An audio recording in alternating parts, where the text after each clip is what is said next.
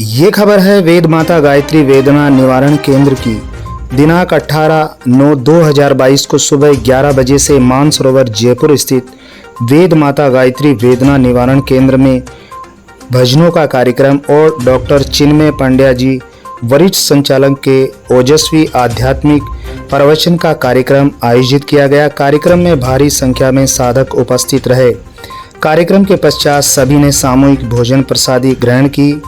मेरी बहन साधिका अनीता महामना को धन्यवाद जिन्होंने मुझे इस पावन कार्यक्रम के लिए निमंत्रण दिया। दिल्ली क्राइम प्रेस से मैं पत्रकार ब्रजेश कुमार नावरिया।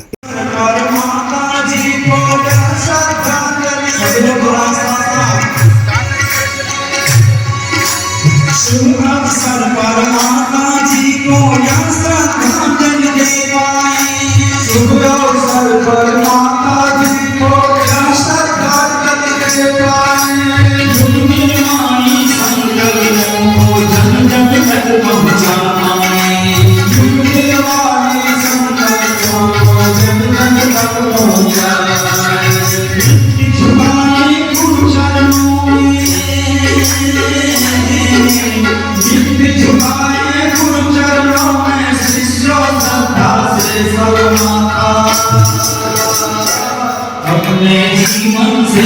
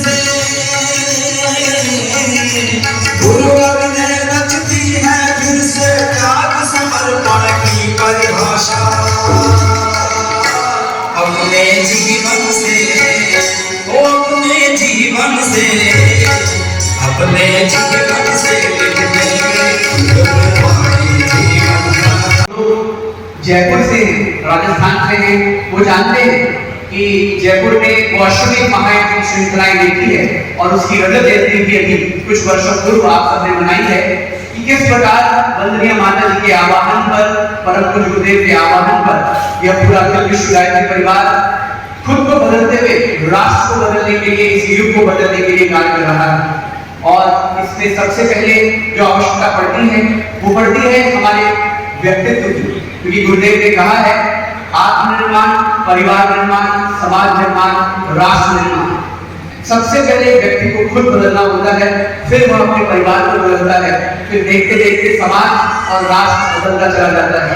आज की परिस्थितियां बड़ी विषम है, जब बहुत ही अंधकार हमें दिखाई पड़ता है, ऐसे में प्रकाश की एक किरण केवल और केवल गायत्री परिवार में नजर आता है और उसके पीछे जो कार्य करने की शक्ति है वो परम पूज्य गुरुदेव की और कंधा और हाथ और पैर हमारे आप सबकी नेशनल कार्यकर्ताओं की है।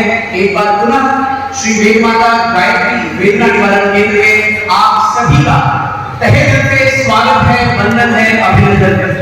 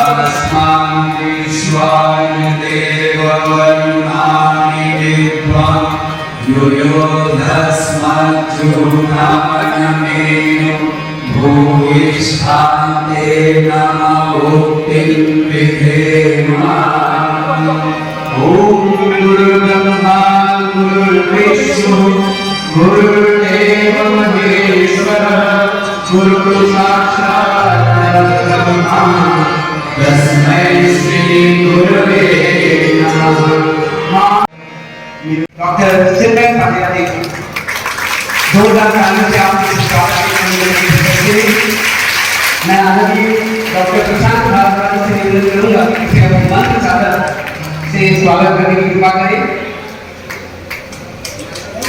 आदरणीय डॉक्टर श्री आर.डी. गुप्ता बाबू जी से प्रार्थना करूंगा कि क्या वो पुष्पमाला पहनाकर डॉक्टर चिन्मय पाटिल जी का स्वागत अभिनंदन करें।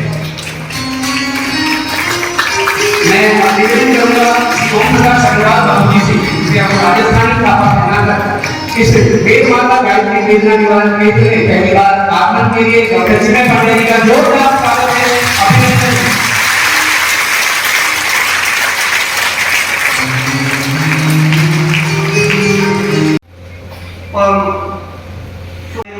बड़े ही सौभाग्य का दिन है, हर्ष का दिन है कि आज हमारे बीच में ऐसी विभूति पधारी है जो इस मिशन का के लिए समर्पित भी है और इस मिशन को संचालन में उन्होंने पूरा योगदान दिया है। आज ये मिशन हमारा जो शिखर तक पहुंच रहा है उनमें सबसे डॉक्टर चिन्मय पाटिल जी का भी विशेष योगदान है। तो मैं गायत्री परिवार जयपुर की तरफ से, वैसे तो जहाँ पूरे प्रांत के लोग पधारे हैं, जयपुर से भी आए, पुष्कर से भी आए, कोटा से भी आए, सारे प्रांत के लोग आए, लेकिन मैं पूरे राजस्थान और जयपुर की तरफ से आदरणीय श्रद्धेय डॉक्टर चिन्मय जी पंडा का सभी की तरफ से गायत्री परिवार जयपुर व पूरे राजस्थान जोन की तरफ से आपका हार्दिक स्वागत, आपका हार्दिक अभिनंदन। भारत के विभूतिवान लोगों में शामिल नहीं है, इनकी विभूति इंटरनेशनल स्तर पर साबित हो चुकी है। तो उसके लिए हमें बहुत खुशी है कि आज हमारे बीच में ऐसी विभूति हमारे यहाँ जो ये वेदना निवारण केंद्र बन रहा है, इसके जो जीवा है और जो बनता है उसका है आंसुरान, प्रत्येक कर्म ही जीवा है और एक जो जीवा है।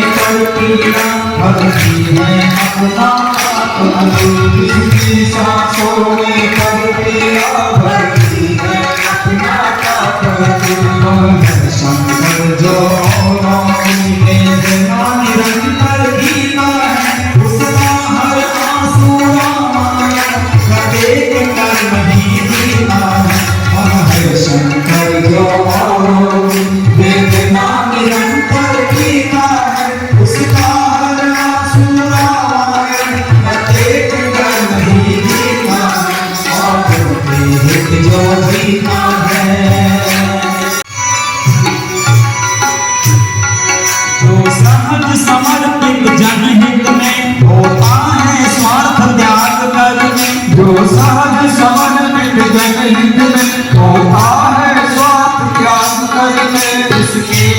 चलते रहते हैं दुख दर्द मिटाने घर घर के उसके पग चलते रहते हैं दुख दर्द मिटाने घर घर के वह है कभी जिसका जीवन वह है कभी जिसका जीवन जब तब करके जीता है उसका हर आंसू रामायण सफेद कर्म ही जीता है वह है कभी जिसका जीवन जब तब करके जीता है उसका हर आंसू रामायण सफेद कर्म ही जीता है वह जो जीता है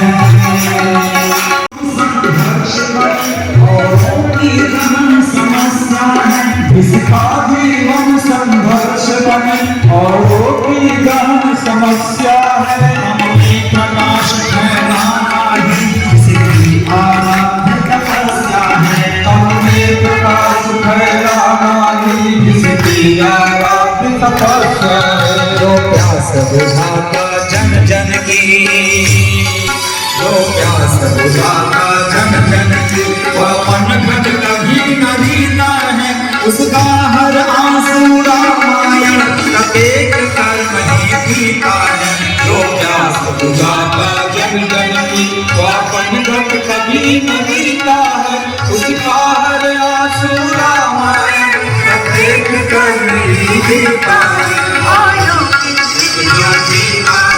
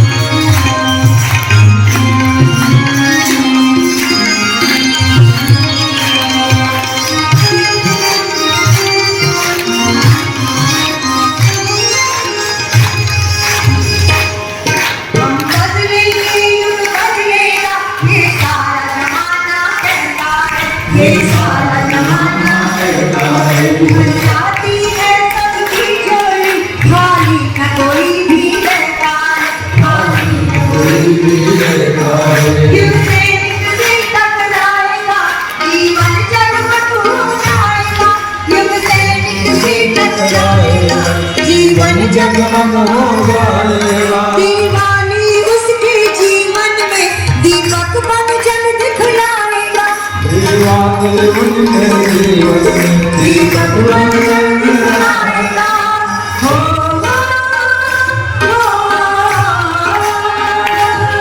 सरदार बन गए सरदार के साथ सरदार बन गए सरदार के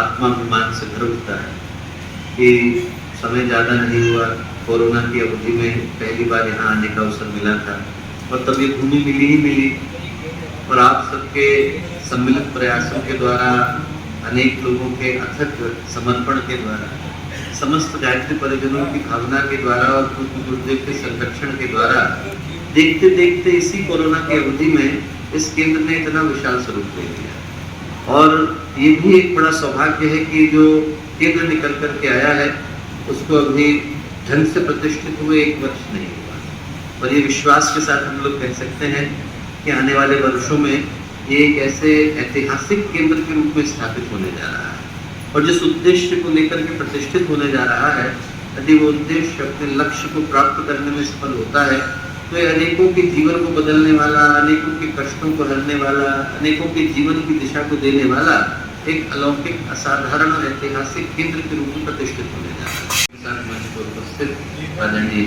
ओम बाबा जी, आदरणीय कौशिक बाबा जी, आदरणीय श्री प्रशांत जी भाई साहब, डॉक्टर माखान जी, यहाँ उपस्थित शांति कुंज की टोली के सभी समर्पित और वरिष्ठ कार्यकर्तागण, यहाँ आए जयपुर के और राजस्थान के विभिन्न स्थानों से आए गायत्री परिवार के सभी सम्मानित कार्यकर्तागण, वो सभी लोग मुझसे हर दृष्टि से बड़े हैं, ज्ञान की दृष्टि से, उम्र की दृष्टि से, वो सभी बड़े भाई, छोटे भाई बहन, प्यारे मित्रों और प्यारे भाई।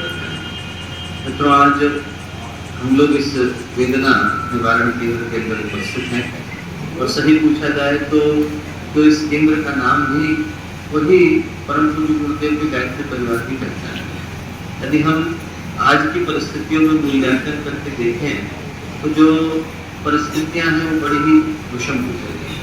हम लोग भारतीय ज्ञान परंपरा के अंदर, भारतीय चिंतन परंपरा के अंदर दो तरह के शब्दों का प्रयोग करते हैं। एक को बोलते हैं पर्यावरण और एक को बोलते हैं वातावरण। पर्यावरण हम उसको बोलते हैं जिसके परिवर्तनों को हम लोग अपनी आंखों के सामने देख भी सकते हैं और महसूस भी कर सकते हैं। मौसम बदलते हैं, जलवायु बदलती है, धूप निकलती है, बादल आते हैं, बारिश होती है, ये सारे के सारे परिवर्तन पर्यावरण के परिवर्तन, इनको आप अपनी आंखों के सामने देख भी सकते हैं और महसूस भी कर सकते हैं। पर ऊर्जा का एक और घेरा, ऊर्जा का एक और आयाम हमारे चारों ओर विद्यमान है, जिसको हम देख तो नहीं सकते पर महसूस बड़ी शिद्दत के साथ कर सकते हैं, और उसका नाम है वातावरण। वातावरण पवित्र, सकारात्मक और दिव्य भी हो सकता है और विकृत, डरावना और मनोज भी हो सकता है। और जिस तरह का वातावरण होता है उसी तरह का प्रभाव मनुष्य के अंदर पर पड़ता है। यदि वातावरण सकारात्मक हो, शुभ हो, तो फिर वैसा ही मनुष्य के हृदय पर प्रभाव पड़ता है। बच्चे को पता है कि मंदिर का वातावरण अलग है और बरगद का वातावरण अलग है। आप किन्हीं स्थानों पर जाकर के बैठे तो उस जगह की जो ऊर्जा है, उस जगह की जो चेतना है, आपको कुछ अच्छा करने के लिए प्रेरित करती है। गुरुदेव के कक्ष में हम लोग जाए, प्रखर प्रज्ञा पर जाकर के बैठे, उस जगह की ऊर्जा को ग्रहण करें तो अपने आप हृदय के अंदर, अंतःकरण के अंदर कुछ अच्छा करने का भाव उमड़ने लगता है। वातावरण सकारात्मक होता है तो मनुष्य की ऊर्जा को सकारात्मक दिशा की ओर लेकर के जाता है। संग्राम के दिनों में जेल के अंदर थे, अलीपुर जेल में, तो उसी जेल के अंदर उनको भगवान कृष्ण के दर्शन हुए। वहीं पर स्वामी विवेकानंद से उनका साक्षात्कार हुआ और उस कोठरी के अंदर जब वो रहा करते थे तो वहां पर उन्होंने तप को शुरू किया, योग को शुरू किया, साधना को शुरू किया। और जब उनको वहां से छोड़ा गया, जब वो जेल की अपनी यात्रा को पूरा करके बाहर निकले, तो उसी कोठरी के अंदर जेल के जो बाकी के लोग थे उन्हें लाकर एक अपराधी को, एक नृशंस व्यक्ति को वहां डाल दिया। ऐसे व्यक्ति को रखा तो न जाने कितनी हत्याएं कर चुका था, न जाने कितने लोगों को मार चुका था। और जैसे ही वो व्यक्ति वहां आया तो क्या हुआ, ये हुआ कि उसका हृदय बदल गया। वो तप करने की सोचने लगा, योग करने की सोचने लगा, आध्यात्मिक पथ पर बढ़ने की सोचने लगा। जेलर को लगा कि क्या हुआ, इस व्यक्ति के अंदर क्या बदला। उनने पता करने को कहा और उनको पता चला कि व्यक्ति के अंदर तो कुछ नहीं बदला, पर वातावरण बदल गया। वातावरण सकारात्मक होता है तो हर व्यक्ति को सकारात्मक करने के लिए प्रेरित होता है, शुभ होता है, दिव्य होता है, मंगलकारी होता है। तो अपने आप हृदय की ऊर्जा, अंतःकरण की जो गति है वो उस दिशा की ओर चलने लग जाती है जहाँ पर व्यक्ति अच्छा करने के लिए प्रेरित हो जाता है। यदि वातावरण नकारात्मक हो तो, यदि वातावरण के अंदर विषाक्तता आ जाए, वातावरण के अंदर अंधेरा आ जाए, तो उसका प्रभाव क्या पड़ता है? उसका प्रभाव इसमें क्यों पड़ता है कि आप इतिहास को उठा करके देखें। श्रवण कुमार थे, माता पिता को अपने कंधे पर लेकर के जा रहे थे, पवित्र भक्त बालक थे, माता पिता देख सकते थे, उठा करके ले जा रहे थे। और जैसे ही उस स्थान पर पहुंचे जहाँ पर भाई ने भाई को मारा था, जहाँ पर बहुत ही नृशंस हत्याएं हुई थी, नरसंहार हुआ, जैसे ही उस स्थान पर पहुंचे तो क्या हुआ, उसने अपने माता पिता को जमीन पर बिठा दिया और बोले आप लोग अंधे हो, लंगड़े थोड़े, अपने आप चल के जाओ। पिता को लगा कि अरे हमारे पुत्र को ये क्या हुआ, वो पुत्र जो पवित्र भक्त था उसके हृदय में कैसे था। ध्यान लगाया, ध्यान लगाया तो उन्होंने महसूस करा कि ये वो जगह है जहाँ पर वातावरण में शांत है, भूमि के जो संस्कार हैं वो इतने ज्यादा विकसित हो चले हैं कि व्यक्ति के मन को, सोच को, भावनाओं को गलत करने के लिए प्रेरित करते हैं। तो उन्होंने अपने पुत्र से कहा कि बेटा कितनी दूर तक हमें उठा करके लाया है, एक को 100 लेकर के नहीं चल सकता, हम लोग अपने आप चले जाएंगे। बड़ा मन मार करके श्रवण कुमार बोला कि चलो आप कहते हो कि इससे जा। और जैसे ही वो उस क्षेत्र के, उस वातावरण की परिधि से दूर गया, उसका हृदय बदल गया, उसके अंदर का श्रवण कुमार लौट आया, उसको ग्लानि हुई, उसकी चेतना जो है वो जागृत हो गई। और जो कहने का अर्थ है वो बड़ा स्पष्ट, कहने का अर्थ है कि यदि वातावरण विकृत होता है तो श्रवण कुमार को प्रभावित करता है और निश्चित रूप से फिर हमें भी प्रभावित करता है। सब जगह पर यदि धुआं छा जाए तो व्यक्ति के फेफड़े कितने भी मजबूत हो, उसको सांस लेने में तकलीफ होती है। सब जगह पर अंधेरा हो जाए तो आपकी आंखें कितनी भी अच्छी हो, आपको देखने में कष्ट होता है। और आज की परिस्थितियां ऐसी हैं। आज की परिस्थितियों में वातावरण विकृत हो गया, मनुष्य की सोच विषैली हो गई, मनुष्य की भावनाएं संकीर्ण हो गई, मनुष्य सिर्फ अपने स्वार्थ को, अहंकार को, अभिमान को ही सर्वोपरि मान करके बैठ गया। और उसका जो परिणाम है वो इस रूप में सामने आता है कि सब कुछ मिल जाने के बावजूद आज भी आप इंसान के जीवन को देखिए तो इंसान अपनी जिंदगी में अतृप्ति को, असंतोष को, अभाव को, कष्टों को लेकर के बैठा है। दुनिया जहां का खजाना भी उसको ला करके दे दिया जाए, उसके पास पूरे विश्व की संपदा भी ला करके रख दी जाए, तब भी जो मन का असंतोष है उसको ये अनुभव कराता है कि मेरे को कुछ भी नहीं है। दुनिया जहां की चीजें मिल जाने के बावजूद व्यक्ति को ये लगता है कि मेरे से कोई दूसरा कुछ न कुछ ज्यादा लेकर के बैठा है।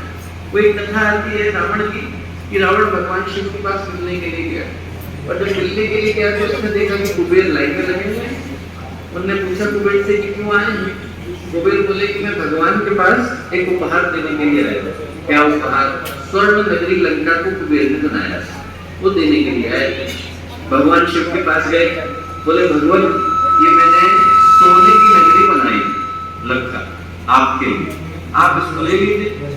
तो भगवान शिव बोले कि ऐसा है कुबेर, मैं कैलाश में समाधि लगा के बैठा हूँ, मेरे लिए कैलाश का शिखर और शमशान की भूमि एक बराबर है, मुझे तो स्वर्ण नगरी की आवश्यकता नहीं, किसी और को दे दे। पीछे लाइन में कौन लगा था? रावण। रावण बोला भगवान मुझे दे दीजिए।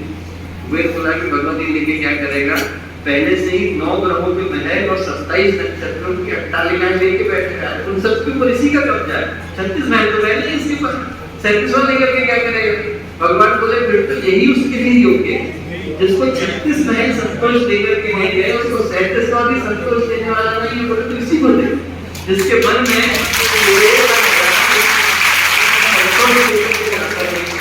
हृदय में दरिद्र की है।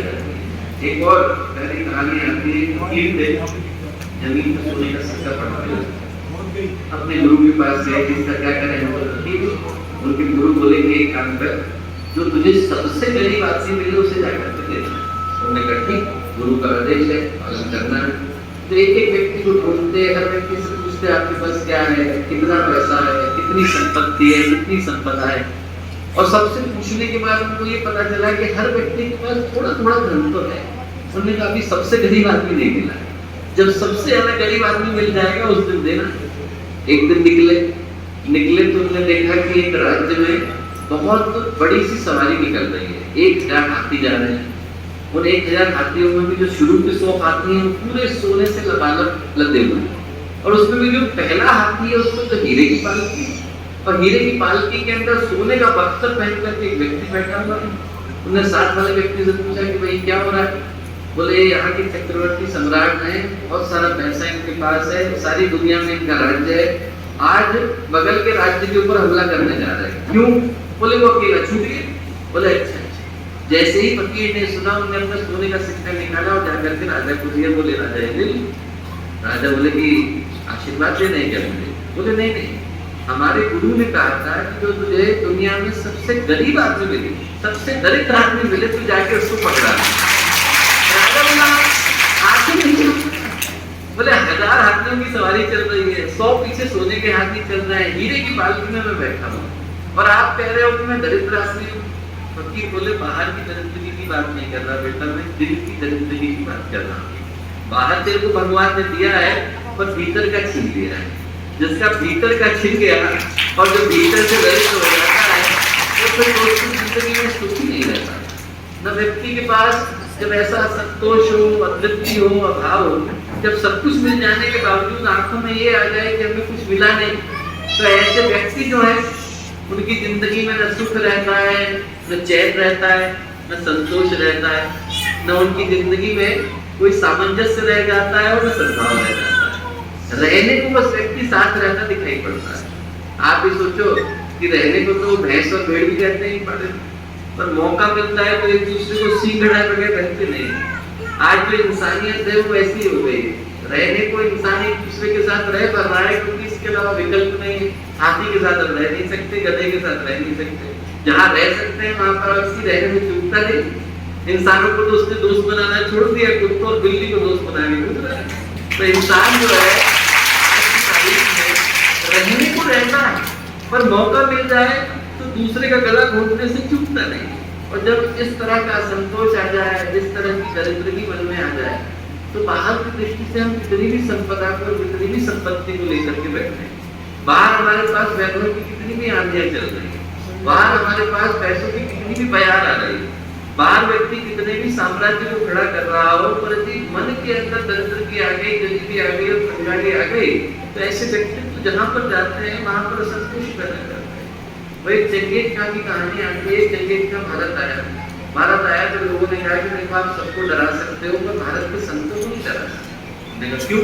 डरा के दिखाता हूँ। उसने बेगुनाह लोगों को बुलाया, निरपराध लोगों को बुलाया और संतों को बुलाया। संतों की लाइन लगा दी और जो बेगुनाह लोग थे उनके गले के ऊपर तलवार रखी। बोले मैं इनको मारूंगा। संत बोले क्यों मारेगा भाई? बोले मैं तुमको डराना चाहता हूँ। संत बोले हम लोग डरते नहीं और डराने के लिए किसी निरपराध को मारने का क्या मतलब है? बोले तुम लोग जानते नहीं मैं कौन? बोले हाँ जानते हैं, चंगेज खां। बोले तुम्हें पता है मेरी कीमत क्या है? बोले हाँ पता है। क्या है उसने पूछा? बोले 50 रुपए। संत बोले 50 रुपए। चंगेज खां बोले पागल हो गए, 50 रुपए का? बोले मैंने कुर्ता पहना हुआ है। संत बोले कुर्ते की कीमत बता रहे हैं चंगेज खां, तेरी कोई कीमत नहीं। जो कीमत है वो बाहर के कुर्ते की रहेगी।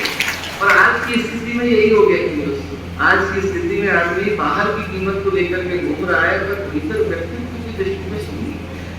और जो व्यक्तित्व की अमीरी आती है वो उसी वेदना निवारण से आती है जिस उद्देश्य को लेकर इस केंद्र की प्रतिष्ठा की जाती है।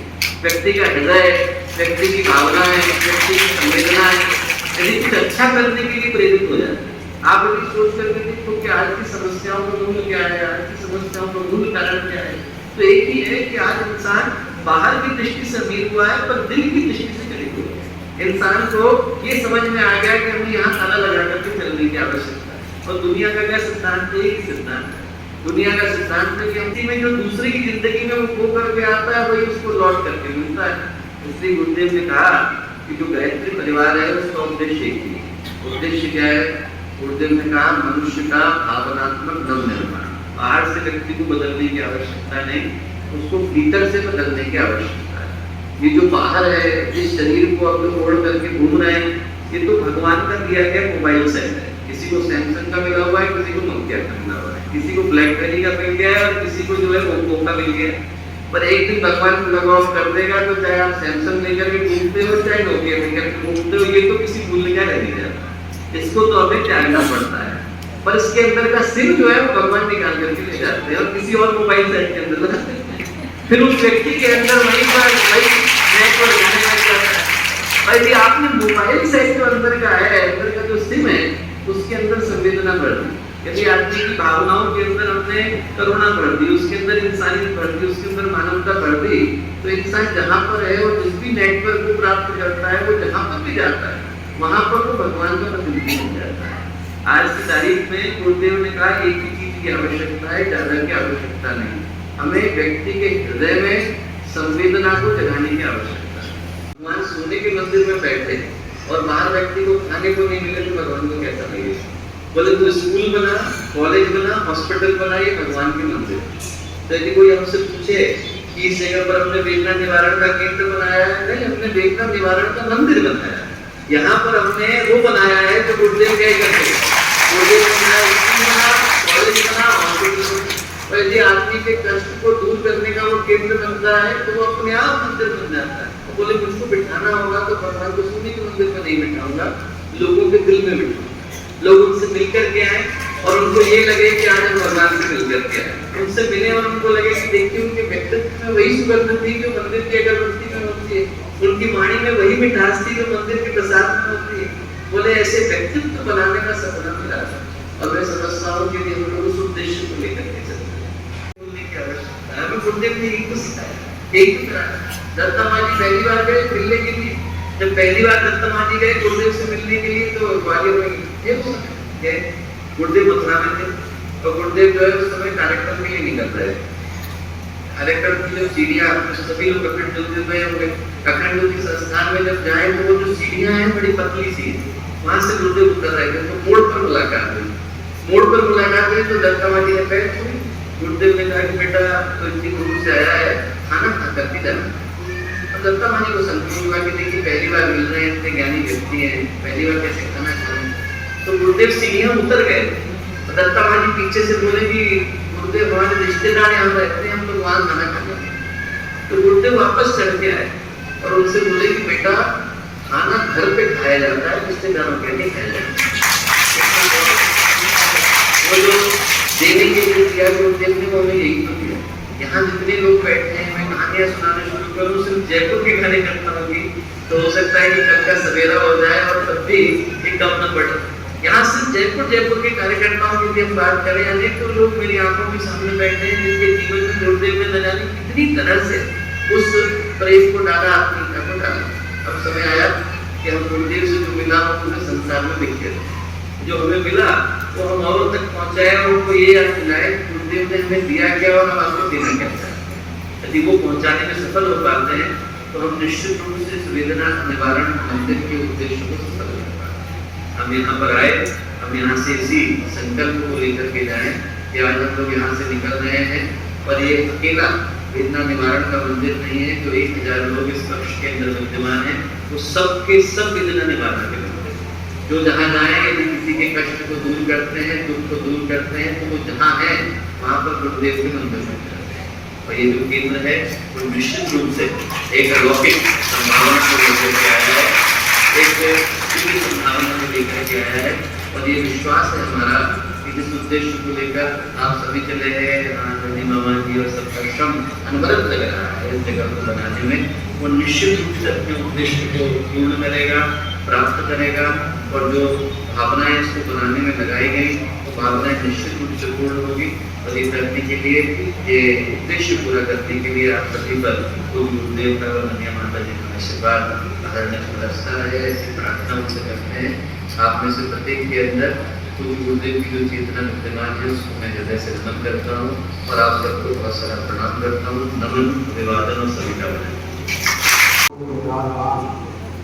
और मुझे गुरुदेव माता को बार-बार प्रणाम करना।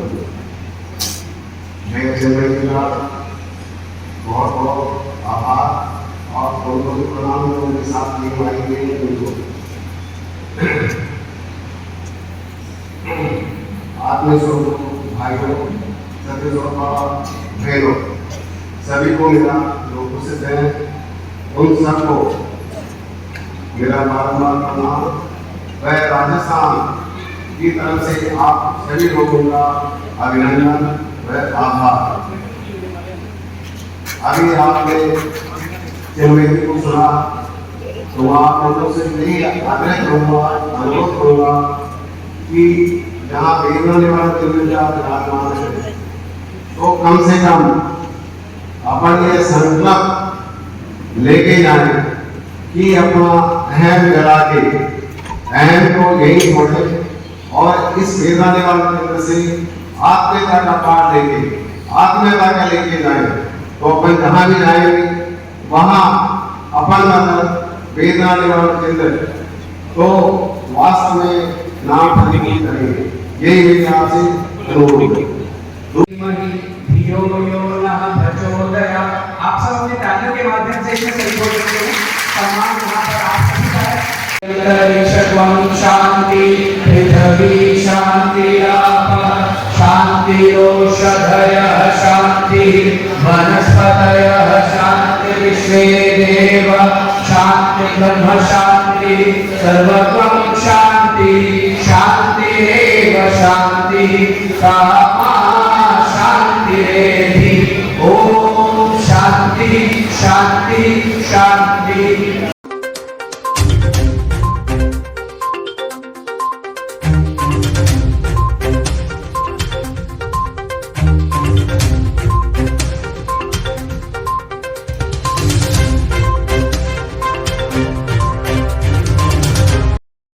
ओम प्रकाश अग्रवाल, राजस्थान जोन प्रभारी।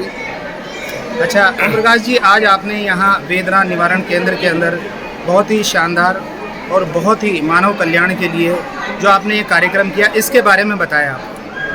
देखिए क्या है कि हम तपोनिष्ठ पंडित श्री राम शर्मा आचार्य जी के शिष्य हैं, मतलब जिन्होंने ये युग निर्माण योजना चलाई है, माता जी भगवती देवी और पंडित श्री राम शर्मा आचार्य जी ने। उन्होंने 24 लाख के 24 प्रश्न किए थे, मतलब आके वो आज हम उनको भगवान के रूप में मानते हैं। यदि दूसरे भगवान हैं तो पंडित श्री राम शर्मा आचार्य हैं, मतलब आज ये वेदना निवारण केंद्र पे डॉक्टर चिन्मय पंडित जी आए थे। मतलब उन्होंने ये बोला है कि आदमी को, परिजन को, हर परिजन को अंदर से बदलने की आवश्यकता है।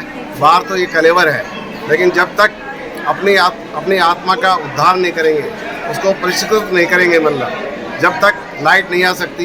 ये तो स्थूल रूप है। हर एक मतलब जो है अपनी आत्मा को जागृत करने के लिए आवश्यक है, मतलब कि अपना अहम गलाएं और आत्मीयता का विस्तार करें। जब भी अपने संगठन का विस्तार हो सकेगा। ये वेदना निवारण केंद्र, जिसके नाम से ही मतलब ये है कि वेदना, यहाँ हर प्रकार की वेदना का हल होगा। इसमें यहाँ 3100 स्क्वायर मीटर ज़मीन गवर्नमेंट से मिली है, जो कि सब्सिडाइज रेट से मिली है। इसमें स्कूल भी चलेगा, निःशुल्क है। आवासीय व्यवस्था होगी स्कूल में, 1 से लेकर 8वीं तक के स्टूडेंट्स यहाँ रहेंगे। पुस्तकालय की व्यवस्था होगी यहाँ नशा उन्मूलन केंद्र बन रहा है, उसमें डॉक्टर्स बैठेंगे, जिसमें होम्योपैथी के, एलोपैथी के, आयुर्वेदिक के, योगा के, ये सभी टाइप के निःशुल्क यहाँ व्यवस्था होगी। जिसकी भी कोई वेदना होगी उसका निवारण करने की पूरी चेष्टा यहाँ की जाएगी। नीचे बड़ा हमारी हॉल है, जिसमें किसी प्रकार की गोष्ठी संपन्न हो सकती है। 4 मंजिला ये बनेगा, 75,000 स्क्वायर फुट का एरिया इसमें सम्मिलित है, जिसमें ऊपर रेजिडेंस भी बनेंगे, मतलब जो आवासीय स्कूल होगा। इसके अलावा जो परिवारजक हैं, मतलब और जो परिजन हैं, वयोवृद्ध हैं, उनकी भी यहाँ रहने की व्यवस्था होगी। जो रिटायर हो गए हैं, जो गायत्री परिवार के हैं, उनको भी यहाँ रहने की व्यवस्था निःशुल्क दी जाएगी, मतलब। और बहुत ही अच्छा और लोक कल्याणकारी कार्य आप कर रहे हैं सभी गायत्री पीठ वाले। इसके लिए मैं आपको धन्यवाद देता हूँ। और क्या कहना चाहते हैं? बस यही कि जैसे गुरुजी ने बताया है कि धरती पर स्वर्ग का अवतरण होगा, मतलब इसमें हर मानव अपना व्यक्तित्व परिष्कार करेगा, जब भी मतलब जो है धरती पर स्वर्ग का आगमन होगा। और बहुत जल्दी गुरुजी ने कहा है कि पूरा विश्व एक राष्ट्र होगा, मतलब एक धर्म होगा, एक भाषा होगी और एक राष्ट्र होगा। ये उन्होंने आज से 55 साल 60 साल पहले ही उद्घोषणा की थी। आज यदि हम मानते हैं, उन्होंने कहा है कि चाहे गायत्री परिवार राजनीति में नहीं आए, लेकिन क्या है कि मैं किसी से भी मतलब ये काम करवा सकता हूँ, मतलब बात ये। और आज वो काम संपन्न वो करवा रहे हैं, मतलब इसमें कोई दो राय नहीं। मतलब जो आज से 70 साल पहले की व्यवस्था थी और उसमें जो कोई गायत्री को जानता नहीं था, मतलब आज घर घर में यज्ञ और गायत्री का प्रचार प्रसार हो रहा है। मतलब इस कार्यक्रम के माध्यम से आप देशवासियों को क्या संदेश देना चाहते हैं?